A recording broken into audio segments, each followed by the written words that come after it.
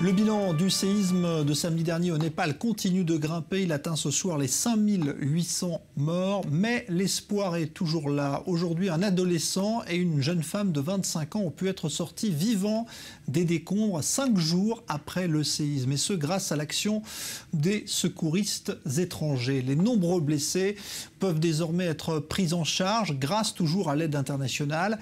Israël a ainsi annoncé qu'il ferait don définitivement de l'hôpital de campagne qu'il a installé à Katmandou et qui fonctionne maintenant depuis 2 jours. Reportage de notre envoyé spécial, Maël Benoliel, avec attention certaines images qui peuvent heurter la sensibilité de certains.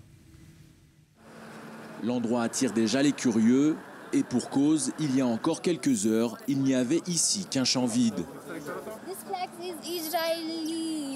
C'est ici, tout près de l'hôpital militaire de Katmandou, que Tsahal a établi son hôpital de campagne, quelques jours seulement après le séisme de magnitude 7,8 qui a secoué le Népal et sa région.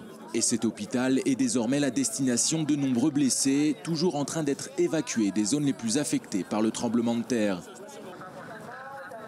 Près de 90 tonnes de matériel sont arrivées en même temps que 300 personnes réquisitionnées spécialement pour cette mission de secours.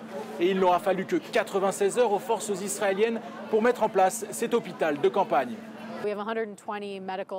Il y a ici 120 médecins. Le reste, ce sont des secouristes, des logisticiens, des communicants et d'autres encore. Un véritable tour de force de la part de Tsahal, bien qu'habitué à ce genre de mission de sauvetage à l'étranger. Les Népalais ont vraiment besoin d'aide. Nous sommes les victimes d'un tremblement de terre.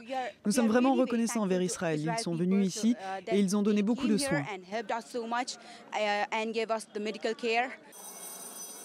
Pour son premier jour d'activité, l'hôpital a traité près de 100 patients. Certains d'entre eux ont dû être élitroyés.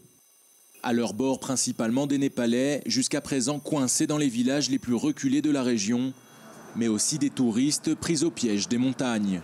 C'est d'ailleurs le cas de cet alpiniste espagnol. L'état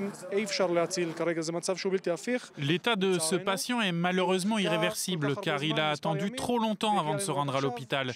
La gangrène s'est développée sur ses doigts, mais nous ferons de notre mieux pour l'aider.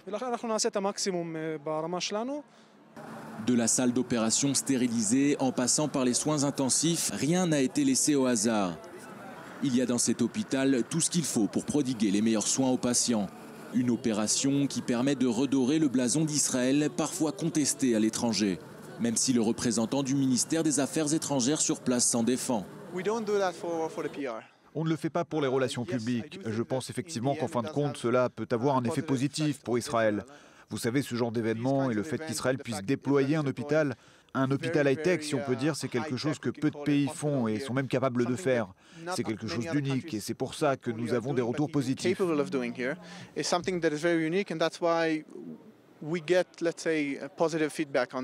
L'ampleur de cette catastrophe naturelle devient de plus en plus apparente. Les soldats et le personnel médical présents ici sur place se concentrent pour l'instant sur le travail difficile qui les attend. Peu importe le temps que cela prendra, ils iront jusqu'au bout de leur mission.